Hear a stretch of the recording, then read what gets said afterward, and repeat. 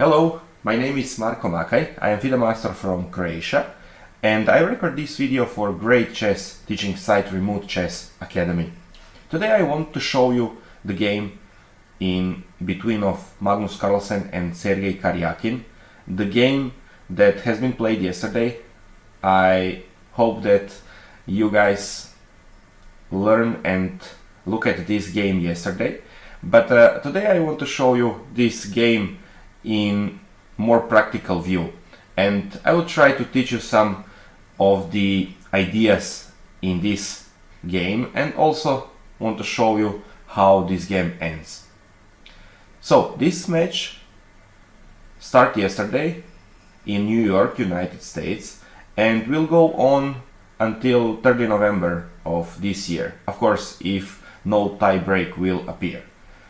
This game, first game between those great masters, was played yesterday, and it was very popular also at all kind of the live sites online. Today I want to show you this game, and what is my goal is to show you some basic ideas, some basic thinking process of those kind of the players, and I will also say the approaches from both of them, because it's very illustrative game in psychology of those players and how great this match is and will be next at least 11 games. The game 1 start with Magnus Carlsen playing white and Sergey Karjakin was black. When you play those kind of the matches, the idea is to try to make the opponent the life as hard as you can with white. You want really to push on him and try to squeeze something, maybe win one game and draw the others, and with black is all kind of the different strategy. What you want to do is not get really out of the lines, you just want to hold on, make as quickly as you can draw, and then after this try to make something with white. And both of the players are really great. They have some maybe slightly different character, and they wants to play okay, very technically, but also Karjakin wants to play a little bit sharper, because Magnus is really great when no tactic is and where is all kind of the positional stuff, and he really wants to squeeze his players in, I will say, drawish positions. And nothing different appear in this first game. So let's go. Magnus playing d4, and I think he will play this or maybe knight f3 during the whole match, because he wants to play close position and try to squeeze something from white. Karjakin play knight to f6, and now really blow up move bishop to g5. I also try to see this game live, and when I saw this move I was a little bit surprised, but not as much as you might be, because when it goes for this match and for Magnus Carlsen, what he wants to do is just try to tell, okay, I am the best in the world, I can play whatever I want, but not bad. I want to play something different, something that is really strategically deep, but also in some kind very easy to handle, because I will show you what is his goal and what is the main idea of Trompovsky. Now, bishop g5, it looks like the move that white played by mistake, because this bishop wants to take the knight, lost 2 tempo and exchange the bishop for knight. From first this is not so good, but if you look a little bit deeper, you will see that very positional idea is behind of this. And I play in my games almost exclusively Trompovsky. Okay, I played some club level, but almost exclusively for last 2 or maybe even 3 years. And my results was great on my level, of course, because this is completely different than any other, I will say, opening with white, because here you can get the position where you will be better, not as much, but little bit better during the whole game. So you will have most of the option later on from playing on and on and on, and try to squeeze something from the nothing, I can say, because the game is completely drawish. You will see also how Karjakin played this game and try to manage the draw as quickly as possible. What is the idea of white? Okay, he wants to exchange this knight in order to destroy the opponent's king side pawn structure. And after this he will create the wall with white pawns on black squares, and then try to squeeze something from late middle game or maybe even the early end game, because during the whole game you have the advantage of the pawn structure, and you will see in next few moves.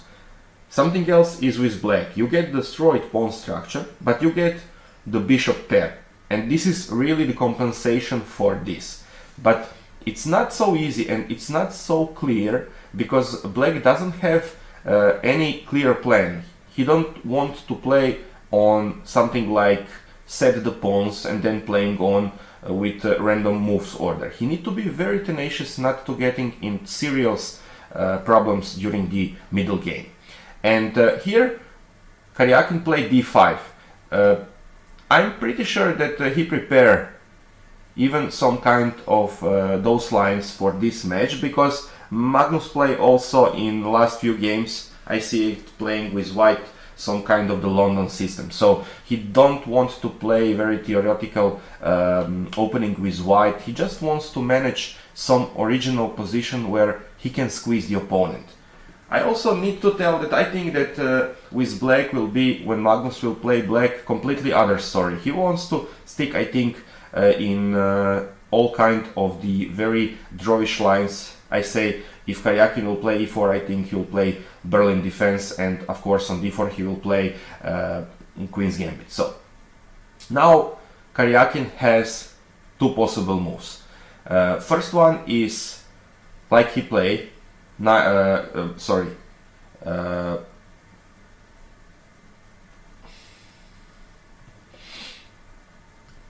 with d5, black wants to be very tight in the center.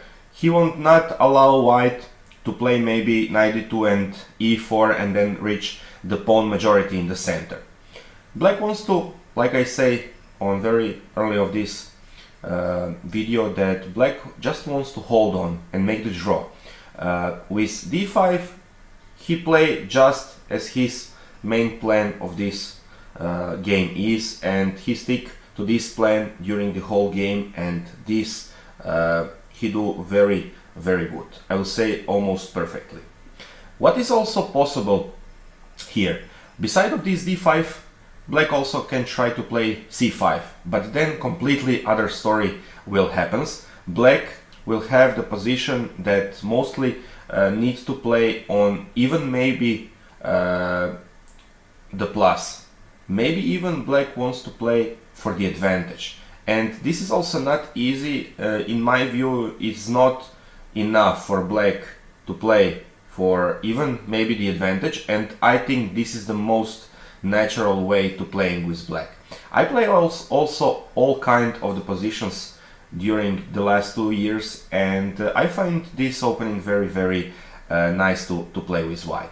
Of course I play at the club level, so but nevertheless the game and this plan is very nice for both of the sides. So beside this d5, black also can play knight to e4. Maybe even he wants to play knight d4 a little bit later, and with this move he playing with knight in the center and attack the dark square bishop. So this move is also very playable, and I think this is something that is really the alternative to this d5 move, because now black don't need to play d5, but of course he can, and now white needs to decide where he wants to put this bishop. For instance, if he play bishop to f4, now you can push the pawn to d5, and the game is also very equal. And I think this is the most logical way to playing with black and not allow white to destroy your king side pawn structure. Here I show you with green mark that what is the white idea. Maybe sometimes to play f3 and after the knight move himself to knight f6 to playing knight c3 or e4, or even knight to d2 and then e4, and then try to squeeze the opponent in the center, because opponent play with this knight 2 times until now. But in this game Karjakin played d5, and it's also very nice move. It's almost the best one. And now Magnus Carlsen play e3, and now you can see the main idea of Trompowsky. So white will take the black knight on f6, destroy king side pawn structure, and after this he will put his pawns on dark squares, f2, you can see e3, d4, and then it will be all about some strategy. Where you want to put your pieces, how you want to develop this game later on, and whatever you do with white, after this you will have slightly advantage, because this pawn structure is something that you can use for the whole game, and it's not to defend with black if you don't really know what's happening, and you cannot with black just randomly develop the pieces and then try to play something. You need to stick to your plan, and only this will work, and you will see how Karjakin defend his position later on. For me, almost perfectly, and from his perspective, I will say perfectly. And now black plays c5, and this is just, as we mentioned before, something that black needs to do. He needs to open the position here, or he can try to close it with knight to e4. And after this, white take the knight on f6. So now you see that black needs to decide from and with which pawn he wants to take this bishop. I need to mention here that the only way to playing this is g take on f6. If you take with e pawn, then after d taking on c5, d5 pawn will be isolated, and it will be very bad structure for black. So here black doesn't have any other alternative by not playing gf. So gf6 is the only move that have and can be playing here. And after this, also Magnus needs to take on c5, and now you can see I mark with green mark all of the pawns, all of the black pawns, and you can see that all of those pawns are not so great now. Okay, with e6 black will somehow compensate these weaknesses in the center, and but always he will have this pawn on h7. This pawn will always be very bad. Only in the end game, when white cannot take him very easy, it will not be great.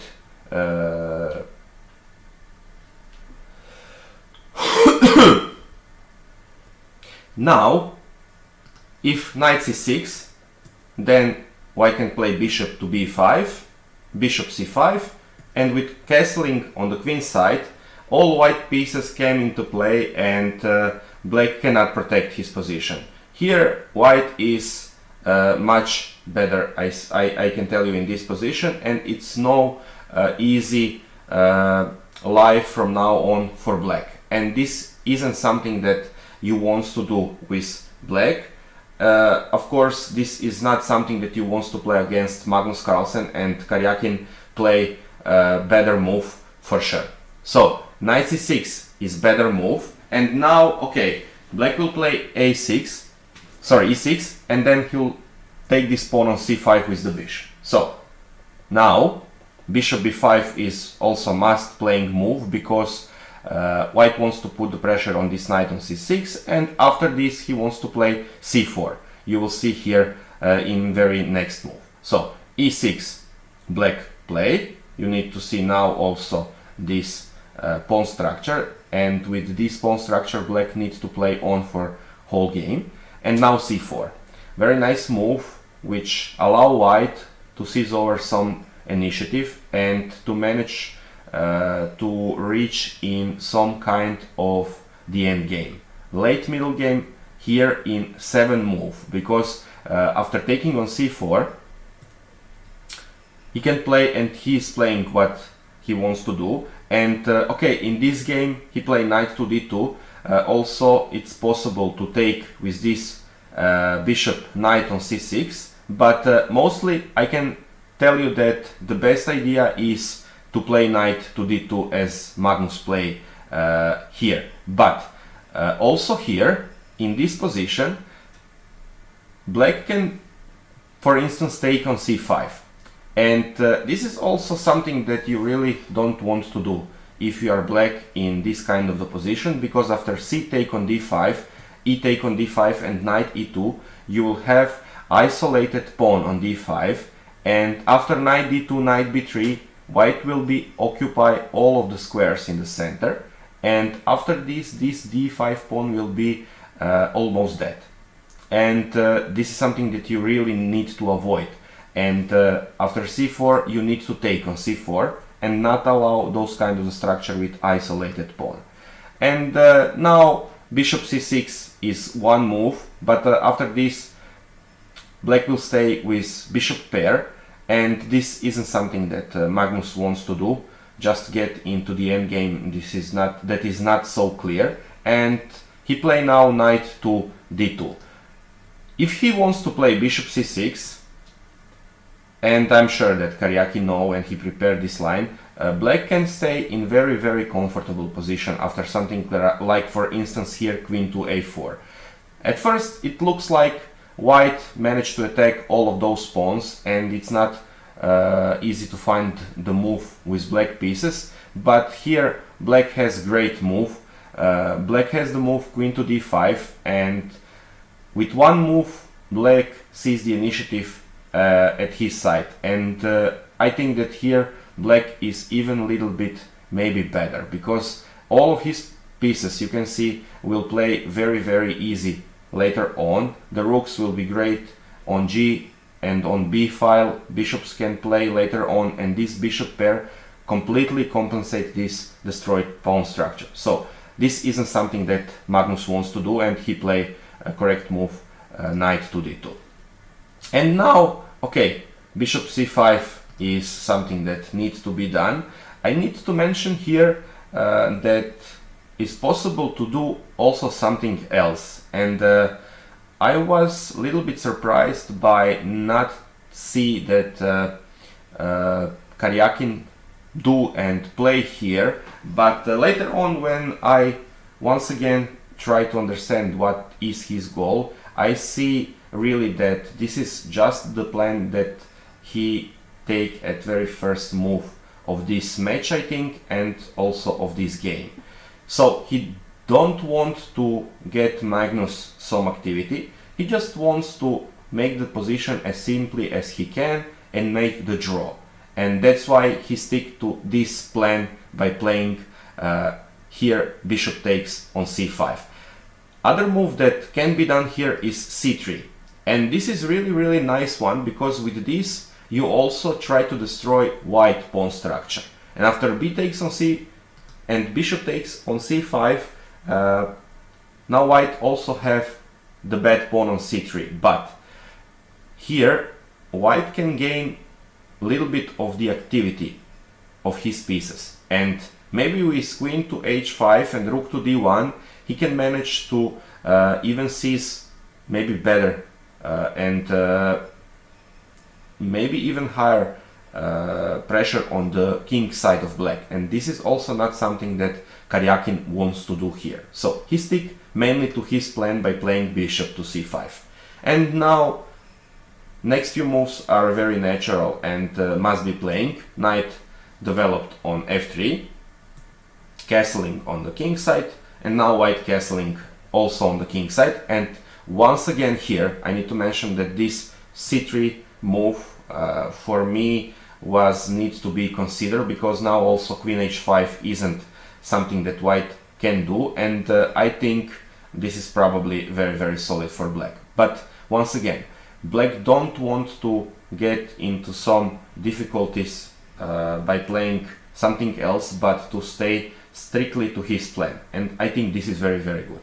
And here, after castling, he play just as he wants to play. He play knight to a5. This is the move which not allow white to take on c6, but even better is the idea that black wants to exchange everything what he can. And after this, he will came into position where even Magnus cannot do anything because there is nothing to be done in those kind of the end game. So knight a5 will give this pawn on c4, but will exchange 3 pieces, also even 4 pieces, and will not allow white to do anything in this endgame. So very easy to understand and very nice to find when some kind of the players playing like this, and this is really nice. Now Magnus playing rook c1 is the only move, because now he needs to take this pawn on c4, and black just play bishop to e7. He don't want to be pinned on c file and just try to take the opportunity for exchanging all of the minor pieces, even the queens. Queen c2, Magnus wants to push as much as he can on c4 pawn, but also with one eye he wants to play rook f to d1 and then try to attack the queen on d file. He doesn't want really to exchange now queens if he don't need to do this, because like I say, this endgame will be perfectly fine for black and not something that wants to play with white if he wants to play on for the win. And now Karjakin play very easy, playing move bishop to d7. He wants to exchange this bishop. White need to exchange because no other move can be done here. And after queen d7, Magnus play queen c3. Now you also can see how Magnus play this position. He just wants to get his pieces as better as they can be, and after this try to squeeze something from this position. Here this move and this idea is mainly because he wants not to exchange the knight if he don't need to do this. So first he try to attack this knight, and maybe if knight go back to c6, then he can take with knight on c4 and create the pressure with rook f to d1. And this will be maybe even the position where white can play for the win. And because of this, Karjakin play next move also very nice one. He play queen to d5. And now you can see that light square bishops are exchanged. Karjakin now wants to exchange even the knights and the queens, and then rook on c file. So after he exchange all of those pieces, white will not have any advantage, and the game will be the draw. But even in those kind of the position, you will see later on, it's not something that is very easy to be done with black. So you need to play on, and this is something that white wants to do. Just keep the pressure and try to squeeze something from a little bit better position. And now knight c4 needs to be played. The alternative rook f to d1, for instance, will be very bad now, because now black is first will go on d file, and after rook f to d8 you can take really on c4, because queen d1 is very nice blow for black, and white is lost. So the only move here is to take with knight on c4, after which, okay, black take knight and queen take knight, queen take queen, rook take queen, and rook f to c8.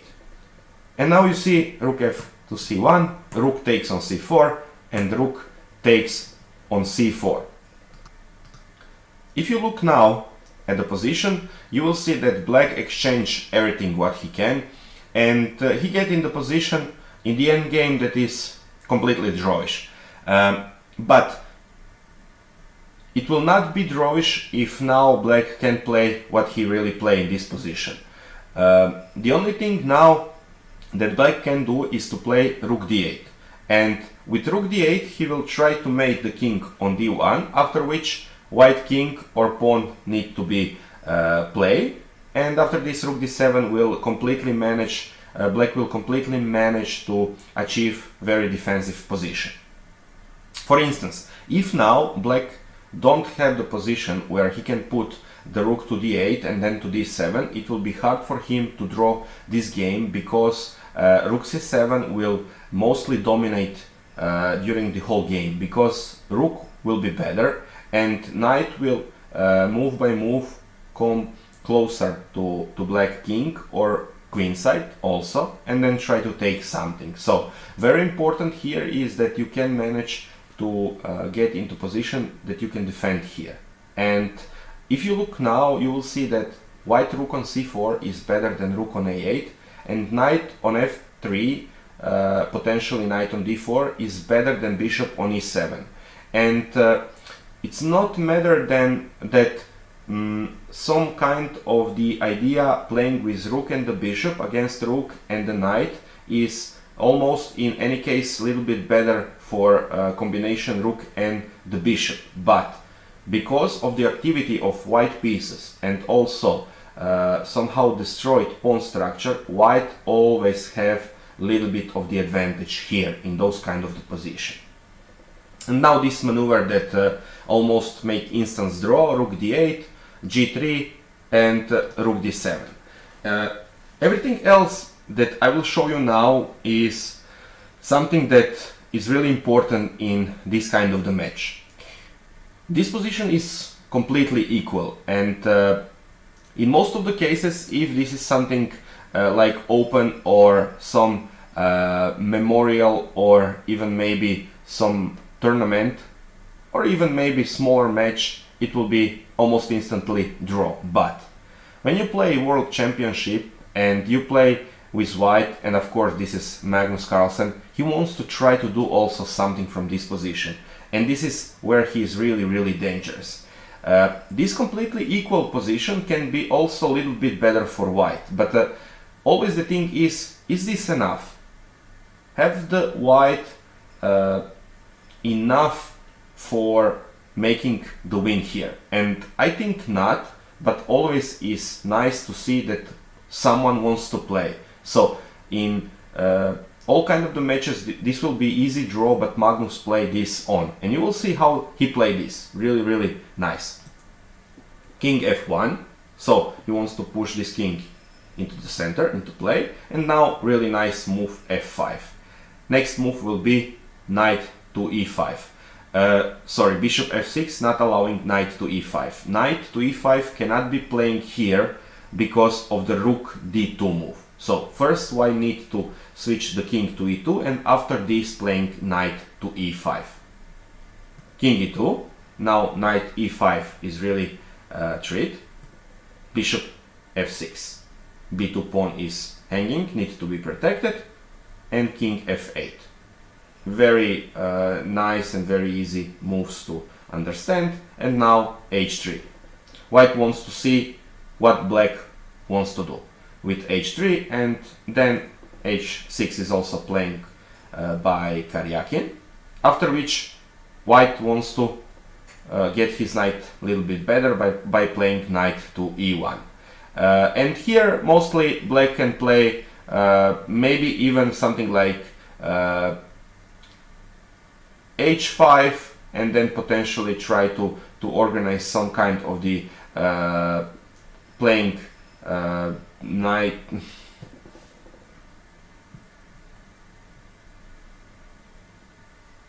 Now white play knight to e1, try to transfer this knight to d3 and later on to c5 or even e5.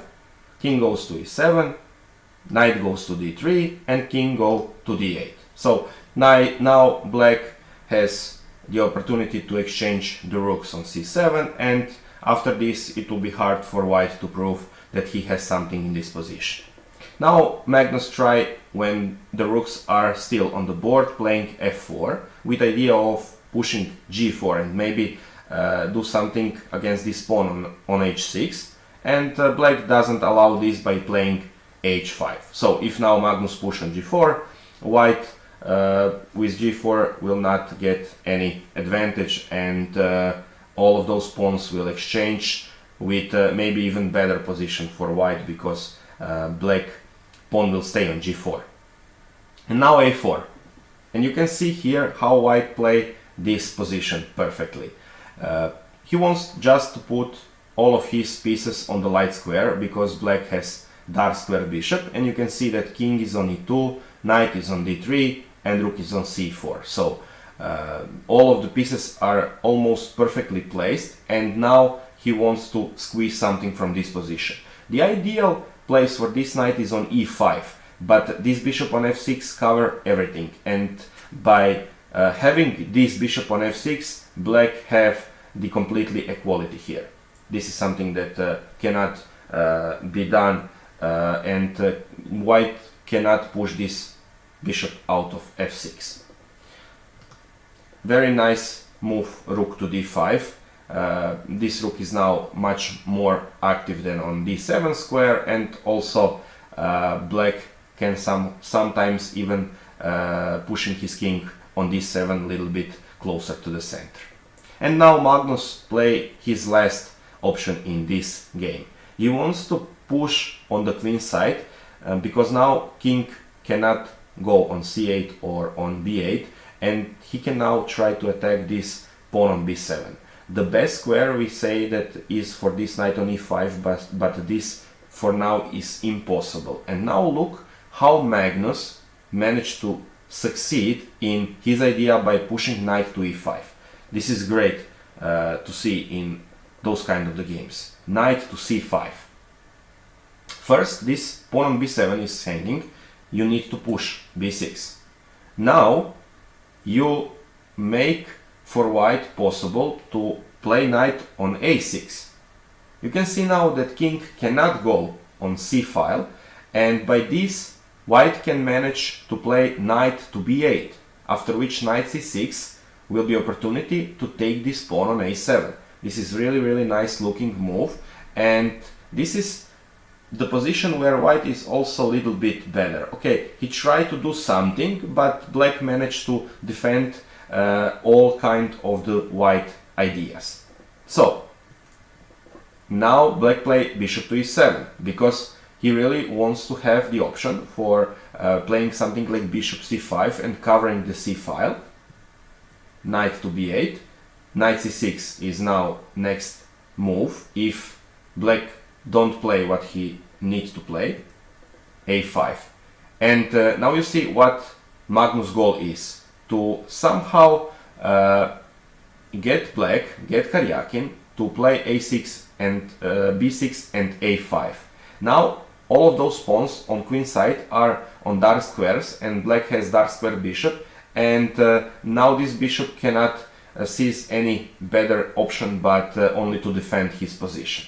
But also this is so equal position that even with those kind of idea, the best idea that white can do, he cannot do anything in this position. And Magnus play now knight to c6, king go to e8, very important because you cannot allow white to push the knight on e5 with tempo. And after knight e5 you can also see the best position that can be done with white. No better position than this one cannot be done with white, and white cannot achieve anything better than this. And this is also only the drawish position, and black draw this very easily in very next few moves. So he played bishop c5 and covered the c file, and now this rook is not playing anything on c file, and rook on d5 is perfectly placed, so white doesn't have anything else but making the draw. And he making the draw very easily because completely equal position arrived. Rook to c3, king on e7, rook to d3, rook taking on d3, and after king taking on d3, Karjakin playing f6. Now, no matter what white do, black has completely equal position. Black plays now bishop to e7, wants to cover this c file with bishop c5 if this will be necessary. And after knight to b8, a5, because this pawn on a7 is hanging if black plays something else and white give him the check on c6, knight c6 check. King needs to go on e8 because you don't want to play king d7 because knight e5 with check. And now knight to e5, and this is perfect position for white, not something better that white can achieve, and you can see that even in this best position for white, white cannot achieve anything. So black position is very solid, and it's very easy draw for black because of the move bishop to c5, and this rook now from c4, that was the best rook for now, is trapped and cannot achieve any activity and need to be exchanged, and by that white exchange also the game and make the draw. And this is very nice looking picture of the situation on the board. You see that 10 moves ago white has significant advantage in activity of his pieces. In those 10 moves white achieved the best square for knight on e5, but black managed also to activate his bishop on other side of the board and not allowing white rook to play in this game. And this is more important than knight on e5. So this is great idea, great defensive position, and great defensive achievement for black. Defending this position against Magnus, Karjakin really showed that he has the potential in this match. Now rook c3, king e7, rook d3, rook takes, king takes, and f6.